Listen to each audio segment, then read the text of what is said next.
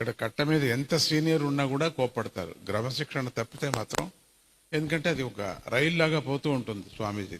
పట్టా తప్పకూడదు, ఒక నమ్మకం. అట్లా మధ్య మధ్యలో దుష్టులుండి పట్టాలు తప్పించడం, పట్టాల మీద రాళ్ళు పెట్టడం, ఇట్లంతా చేస్తే ఏమవుతుంది, రైలు పడిపోతుంది. ఒక నమ్మకంగా వెళ్ళిపోతూ ఉంటుంది, అట్లా వెళ్ళిపోతూ ఉంటుంది. మన మధ్యలో అట్లా ఏదైనా అపాయం వచ్చేటట్టు మనం చేయటం,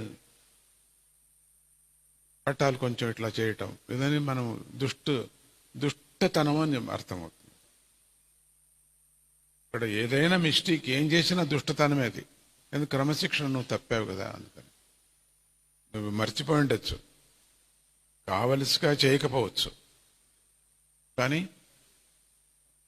ఆ ట్రైన్ తప్పుతుంది కదా, ఆ ధార తప్పిపోతుంది. స్వామీజీలో ఉండే ధార వస్తూ ఉంది, ఆ ధారకు ఆటంకం వచ్చేస్తుంది, ఆటంకం వచ్చేస్తుంది, బ్రేక్ అయిపోతుంది. మళ్ళీ మొదటి నుంచి మొదలు పెట్టుకోవాలి. అది మనం బ్రేక్ చేయకూడదు.